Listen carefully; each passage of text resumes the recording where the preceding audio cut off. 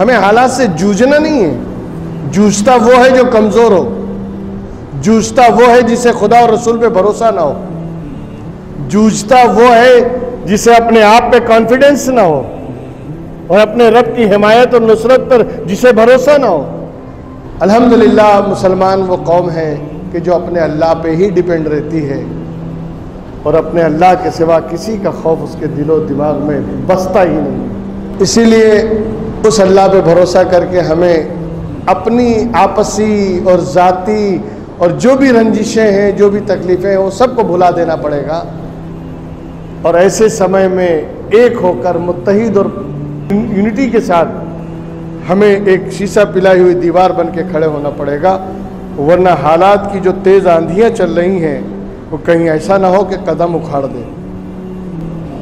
और हमेशा याद रखना कि जिस जगह भी हम रहते हैं या जहाँ भी है, उस मुल्क का कानून भी हमारे लिए आदर सम्मान है। हमें कभी कानून हाथ में नहीं लेना चाहिए बल्कि कानून का इस्तेमाल करना चाहिए। हाथ में लेने वाला बेवकूफ़ है, हाथ में लेने वाला अहमक है और जो इस्तेमाल करते हैं वही अक्लमंद है।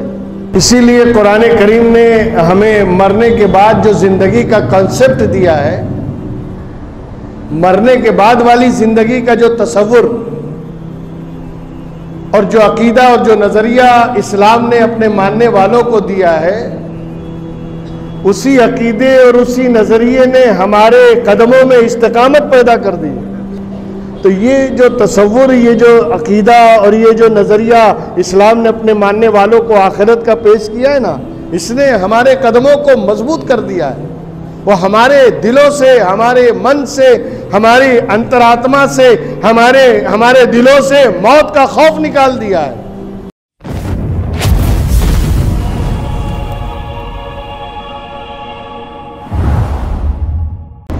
आज के जो हालात और माहौल हमारी निगाहों के सामने हैं और जिस तेज़ी से ज़माना करवटें बदल रहा है और जितनी तेज़ी से हालातों में तब्दीली आ रही है, उस पर अगर हमने आज ठंडे दिल से कोई फ़ैसला नहीं किया या आइंदा के लिए कोई रणनीति पर अमल नहीं किया या किसी के बताए हुए रास्ते पर हम न चले और अपनी मनमानी जैसा करते चले आए हैं वैसे ही चलते रहे, तो हालात और भी ज़्यादा ख़राब हो सकते हैं आने वाले दिनों में, और जिसका खमियाजा हमारी नस्लों को भुगतना पड़ेगा। इसलिए अभी भी एक चांस है, ये सवेरा है अल्लाह की तरफ से कि हम अपनी आपसी रंजिश और नाइत्तेफाकियों को दूर करके मुत्तहिद और एक होने की कोशिश करें।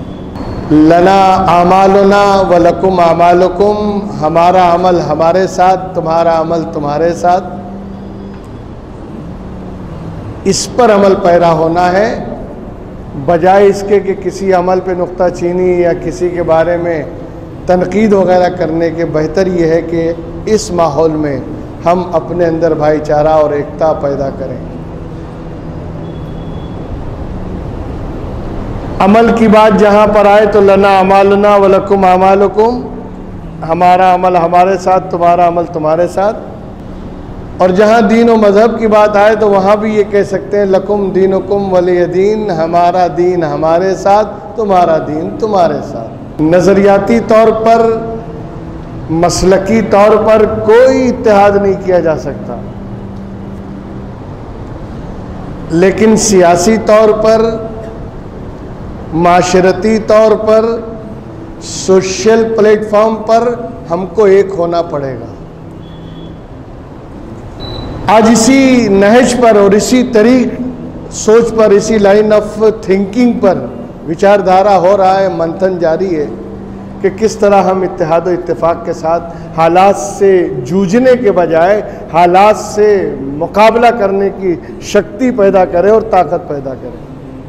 हमें हालात से जूझना नहीं है। जूझता वो है जो कमज़ोर हो, जूझता वो है जिसे खुदा और रसूल पे भरोसा ना हो, जूझता वो है जिसे अपने आप पे कॉन्फिडेंस ना हो और अपने रब की हिमायत और नुसरत पर जिसे भरोसा ना हो। अल्हम्दुलिल्लाह मुसलमान वो कौम है कि जो अपने अल्लाह पे ही डिपेंड रहती है और अपने अल्लाह के सिवा किसी का खौफ उसके दिलो दिमाग में बसता ही नहीं। इसीलिए उस अल्लाह पे भरोसा करके हमें अपनी आपसी और ज़ाती और जो भी रंजिशें हैं, जो भी तकलीफ़ें हैं, वो सबको भुला देना पड़ेगा और ऐसे समय में एक होकर मुत्तहिद और यूनिटी के साथ हमें एक शीशा पिलाई हुई दीवार बन के खड़े होना पड़ेगा, वरना हालात की जो तेज़ आंधियाँ चल रही हैं वो कहीं ऐसा ना हो कि कदम उखाड़ दे। आज चौतरफा हमले किए जा रहे हैं, हर तरफ से अटैक पर अटैक किया जा रहा है और इस्लाम को निशाना बनाया जा रहा है, मुसलमानों को निशाना बनाया जा रहा है। बहरकैफ सब्र व इस्तिकामत का दामन न छोड़ें और हमेशा याद रखना कि जिस जगह भी हम रहते हैं या जहाँ भी है, उस मुल्क का कानून भी हमारे लिए आदर सम्मान है। हमें कभी कानून हाथ में नहीं लेना चाहिए बल्कि कानून का इस्तेमाल करना चाहिए। हाथ में लेने वाला बेवकूफ़ है, हाथ में लेने वाला अहमक है और जो इस्तेमाल करते हैं वही अक्लमंद है। इसीलिए कुरान करीम ने हमें मरने के बाद जो ज़िंदगी का कॉन्सेप्ट दिया है, मरने के बाद वाली ज़िंदगी का जो तसव्वुर और जो अकीदा और जो नज़रिया इस्लाम ने अपने मानने वालों को दिया है, उसी अकीदे और उसी नज़रिए ने हमारे कदमों में इस्तिकामत पैदा कर दी। उसी अकीदे और उसी नज़रिए ने हमारे कदमों को, हमारे पैरों को इस्तेकाम की कुव्वत अता की है, मजबूती अता की है। इसलिए कि हम जानते हैं कि ये आर्जी दुनिया है, चंद दिनों की ज़िंदगी है, चंद दिनों की लाइफ है, चंद सालों की ज़िंदगी है, लेकिन इसके बाद वाली ज़िंदगी हकीकी ज़िंदगी है। इसलिए कि कुरान पाक में अल्लाह तबारक व तआला ने खुद इरशाद फरमाया, कुल मताउद दुनिया कलील, ए महबूब इन्हें बता दो कि दुनिया की ज़िंदगी, दुनिया का बरतना, दुनिया का रहन सहन बहुत थोड़ा है। वल आखिरतो लहियल हयवान,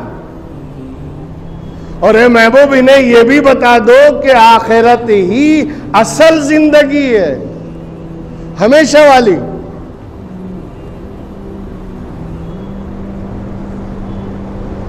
और जो भी डराया धमकाया जाता है वो इसी जिंदगी के लिए है, आखिरत के लिए नहीं है। तो जहां छोड़कर सबको जाना ही है, कोई आगे कोई पीछे कोई जल्दी। भाई ट्रेन चलती है अहमदाबाद प्लेटफार्म से, कोई मणिनगर ही उतर जाता है, कोई नडियाद उतर गया, कोई आणंद उतर गया, कोई बड़ौदा उतर गया। कुछ उतरते हैं तो कुछ वहां से चढ़ भी जाते हैं। बात समझे? तो जिंदगी की ये ट्रेन चल रही है, जिसकी जहां मंजिल आई उतर गया और जिसकी जहां मंजिल आई चढ़ गया। ये तो चलते ही रहने वाली है, लेकिन आखिरत की जिंदगी हमेशा वाली। वल आखिरत तो खैरु वाबका, आखिरत हमेशा वाली जिंदगी भी है और बेहतर जिंदगी कुरान कह रहा है। तो जाहिरी बात है कि इस थोड़ी जिंदगी से बेहतर वाली जिंदगी बेहतर है। तो ये जो तसव्वुर, ये जो अकीदा और ये जो नज़रिया इस्लाम ने अपने मानने वालों को आखिरत का पेश किया है ना, इसने हमारे कदमों को मजबूत कर दिया है। वो हमारे दिलों से, हमारे मन से, हमारी अंतरात्मा से, हमारे दिलों से मौत का खौफ निकाल दिया है।